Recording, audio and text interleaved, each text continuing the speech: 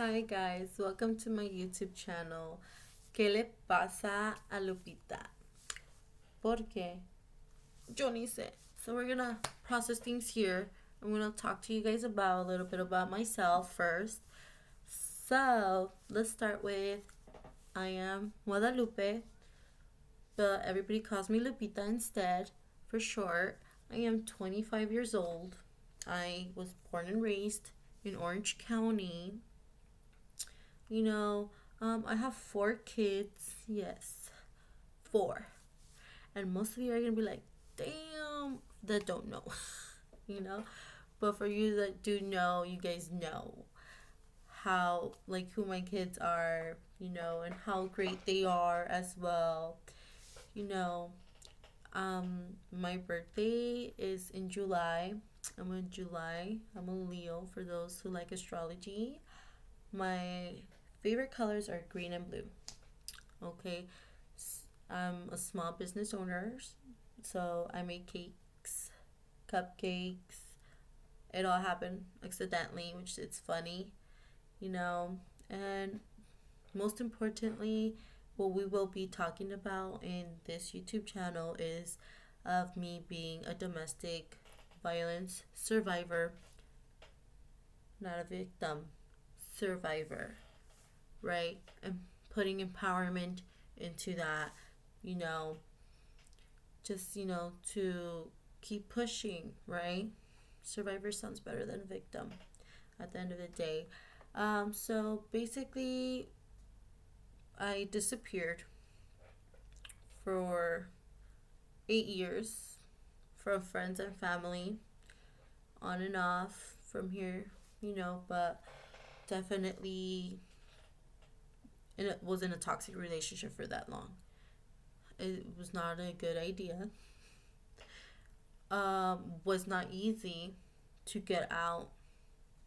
Was not easy at all. It was hard. It was dangerous. It was scary. Difficult. It was hard. What other words can I find? So I will be giving you guys topics to decide where I should start off, because this is going to be a personal blog, personal YouTube channel talking about my life, my past experiences, my trauma, the abuse that I endured for that long with kids, as well, because kids, also go through it. So we're going to be talking about all of that in this, and I will give you guys a couple of topics for you guys to decide from. And you guys can, let me know. And throughout it, I might be, a little bit sarcastic. I might have a little bit darker sense of humor. So just trigger warning for those, that don't, like, I'm not going to be serious about this because I cope by laughing about it. It already happened. It's already in the past. Now it's just like, damn, that happened. That's crazy. A lot of inhumane things for sure have happened, to me that it's hard for me to talk about. But for the first topic that I'll give you guys was when I first met this person, right? My baby daddy.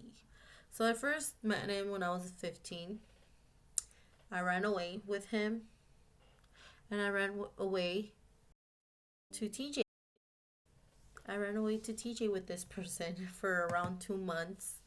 So that's, a topic. I was a missing person when that happened. I was a missing person for quite a couple of years, actually, until I turned 18. They dismissed the case because I already turned 18. So that is the first topic. Second topic would be the major incident of the abuse that led me, no option but to leave. So this major incident was last year of 2022 in January. So I got injured. I got pretty bad. It was pretty bad. I got severely injured. Um, I could have died. So I'm grateful to be alive. You guys might think, oh, she's exaggerating. No, no, sir. It wasn't. I played my cards right. And, I'm here for a reason. And I'm grateful. And I'm going to use you know, this time I've been given to, help others in general.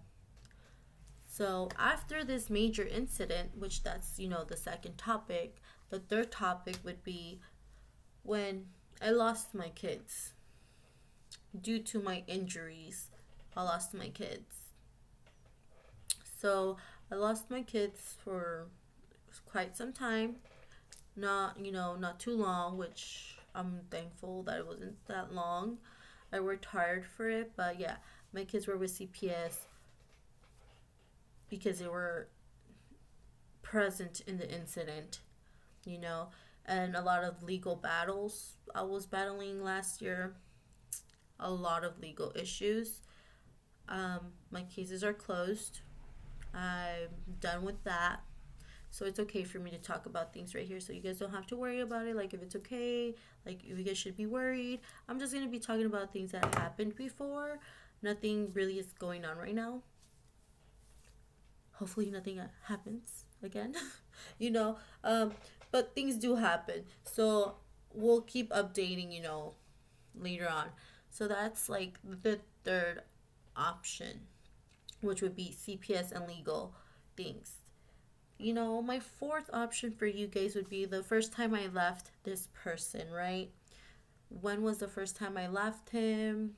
You know, why did I leave him? Because it was another situation where I almost died too. Not almost died, but, he wanted to kill me. So, trigger warning. He was after me for sure. That was the first time I would try to leave. And eventually I ended up getting manipulated to go back. Sad. Very sad. And scary that I didn't really have options, or I thought so. And then after that, I got arrested. That's like what, your fifth option? So I got arrested because he flipped the script on me. I was supposedly, I pushed him because he was, physically beating me. So he called the cops on me. I got arrested.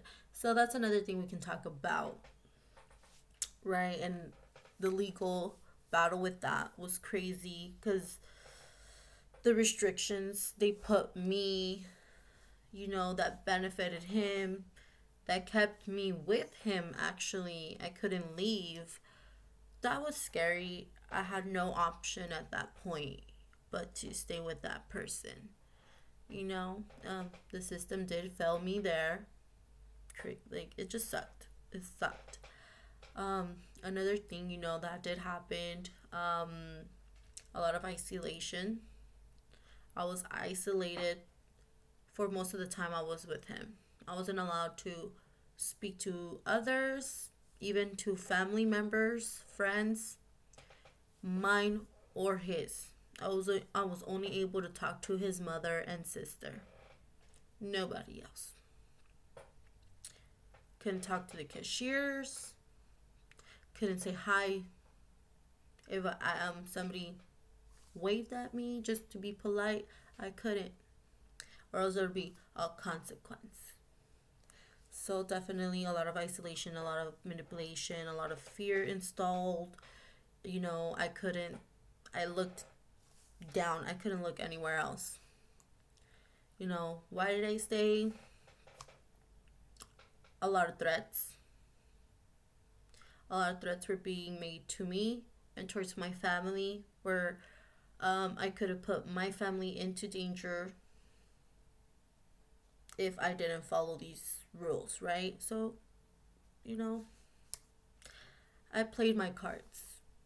And, A narcissist is going to do what a narcissist does: install fear, manipulation, isolation. You call it abuse. Just being toxic and abusive overall. You know, also, my pregnancies were difficult. Not in a medical way, but, you know, like in a personal way, as to, my pregnancies weren't like I didn't take pictures. I didn't get to enjoy them. I was mostly surviving while being pregnant, trying to keep myself safe in order to, have a regular pregnancy where, I wouldn't be putting my pregnancy at risk due to the abuse, right? So that was very, it's very sentimental for me, just because, out of 4 kids, I couldn't enjoy 4 pregnancies. I had to survive. I had to be careful.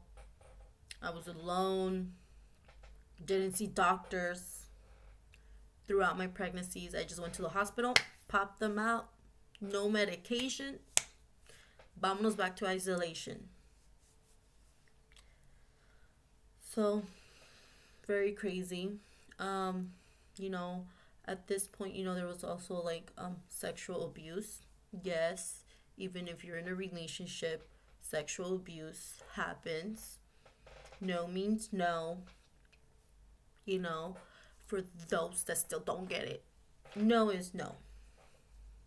You know, you can't, after what, getting beat up was the next thing. Sexual abuse would happen. So definitely, that was, another thing. Um, I've gone through all sorts of abuse. I don't feel quite comfortable sometimes saying it out loud, but um, it's the truth. I've got to face it. It's uncomfortable because how can that happen to me? It's uncomfortable that it happened to me. I thought I was in love at a young age, when in reality I was just alone. And this just person gave me the right amount of attention and took advantage the situation that I really didn't have any guardianship. His parents took advantage of that too. So overall, I got taken advantage by him and his family, in a sense.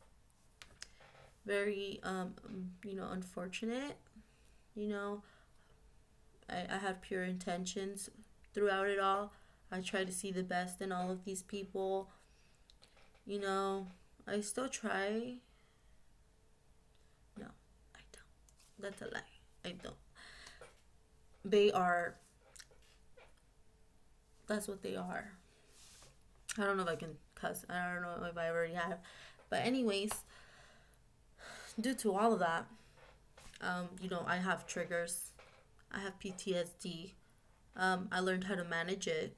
At first, I didn't know what PTSD was until, me going into a shelter. I had roommates, and roommates would see my behavior, how I was.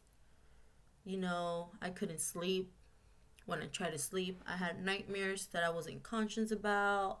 And, these people made it aware to the therapists and shelters. And, I was diagnosed with PTSD, depression when I didn't have my kids, because that was like very, hurtful, as to it wasn't my fault. A lot say, why didn't I leave? But at the end of the day,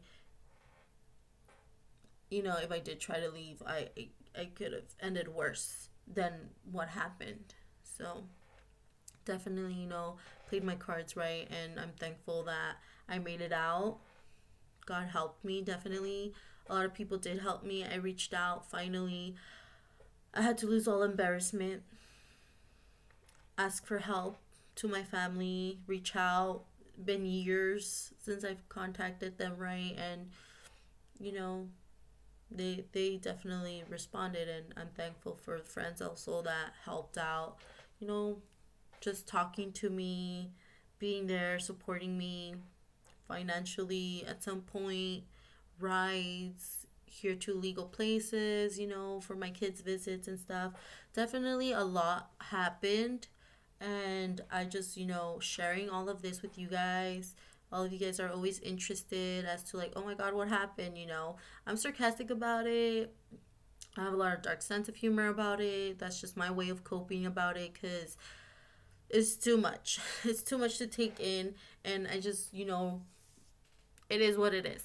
Let's just throw it out there. I'm that person. It is what it is. It happened. What else can I do but, move on in a healthy manner, process it, acknowledge what happened definitely because, I don't want to be delusional about the situation. Like, oh no, that didn't happen to me. Like, no. Like, I need to recognize, what happened so it doesn't happen again. Right? It's a cycle. I don't want to find another person that's like that because no, estoy traumada. I'm traumatized in a way, I can't really be that person for a while, at least. Overall, um, I didn't lose myself. I lost myself. I did, but like my faith. I didn't lose my faith that, you know, I was gonna leave one day, but I didn't think it was gonna be this soon. I was like, oh, until they're 18. I was counting my days, like until my are 18, I'm gonna be able to leave, you know. So it's very surreal. I get emotional that I'm here living with my kids peacefully. We have everything we need. We are safe. You know, they're growing up healthy. They're growing up in a safe environment, calm environment. Nobody is here to hurt us, scream at us. You know, it's just nice, and I get emotional about it at times because it's so surreal. I'm still taking it in, like, oh my God, like a year ago, 2 years ago, I was not in a good situation. I just didn't know what to do. I was depressed. I let go of myself very bad, gaining weight so that person wouldn't touch me. It was bad. It was bad. So, um, where do you guys want to start? Because we can start anywhere. Right now, it sounds like, it's a lot. It's a lot. But there's definitely some funny stories to here and there, that I'll be throwing at you guys. There's like funny things too. This person, man, oh man, they're crazy. They're crazy, And then it's funny at the same time that a person can be like that crazy. Like, I lost a couple brain cells just, thinking about it. It's funny, situations that these people put themselves in. Because really, at the end of the day, it's their loss, right? And for a reason, they wanted to keep you isolated. There must be a reason, right? But I'll say right now, because this is a lot what I would think to myself at first. Other people have it worse. I should be grateful for what I have right now. I should be grateful my kids have a father. I should be grateful for this. I should be grateful for that. It's great to be grateful, but not to the point where it's dangerous to you and where you are being nonchalant about your well-being and your safety overall. Abuse is abuse. Even if you're not physically getting hurt, it is still abuse. Verbal abuse is abuse. Mental abuse is abuse. There's different forms of abuse, and all of them are abuse. If you see it, there's a word, and then there's abuse. They're all the same. They all equally affect your brain, you know, call mental disorders that you might not have full control of. You learn how to manage it, you learn how to cope with it, but it does have long term effects, you know.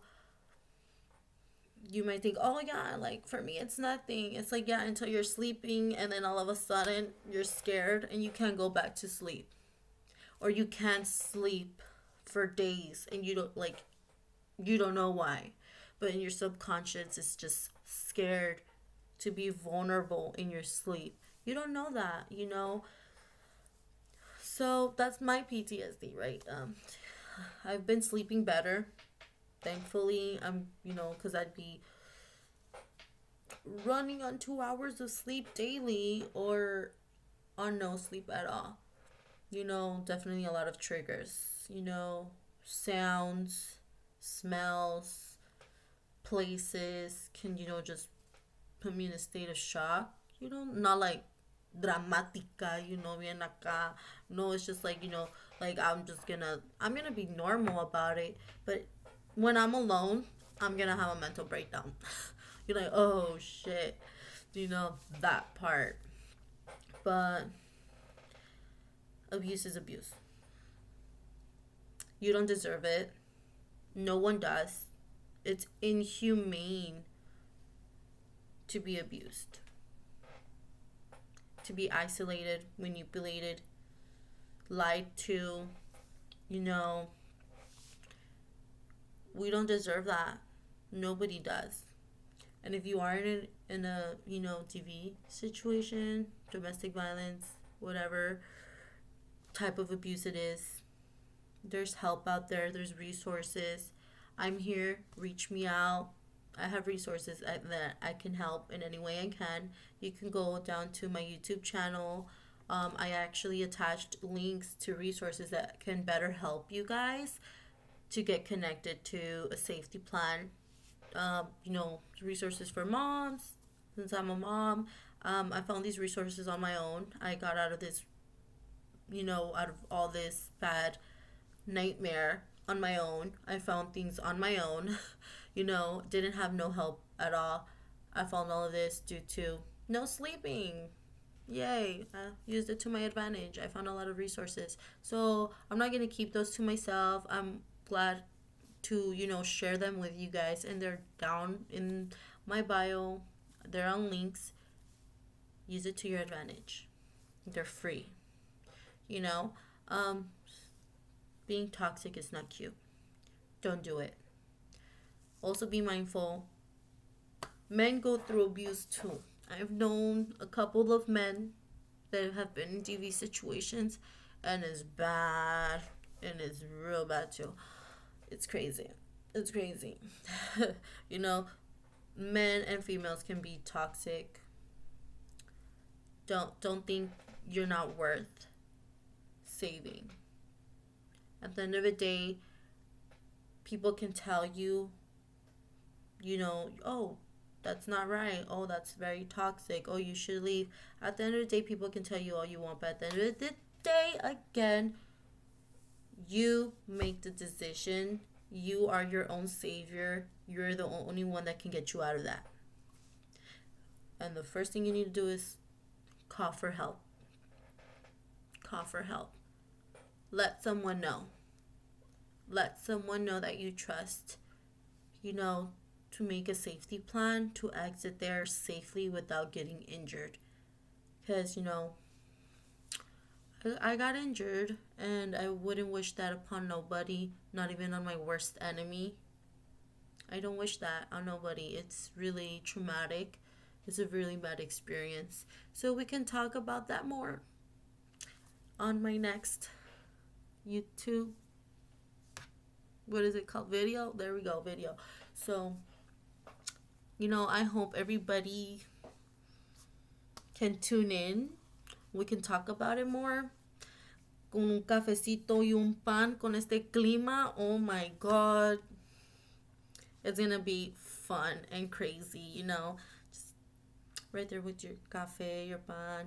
Yo con el chisme, you'll be shocked. Te quemas un poquito porque, tu café está caliente y it's too much to take in. But, there's, like I said, there's funny stories as well. So don't think it's all going to be all sad and depressive. Like, I got some, like, real funny stuff, too. That happened in court. A lot of funny things happen in court. Like, this person was funny. So I love to share all of that with you guys, so stay tuned. Till next time, comment down below where we should start off. Where. ¿Qué le pasa a Lupita? No sé. No saben, pero van a saber. We're gonna do it, and we're gonna do it all in Spanglish. So yeah, peace out, guys, and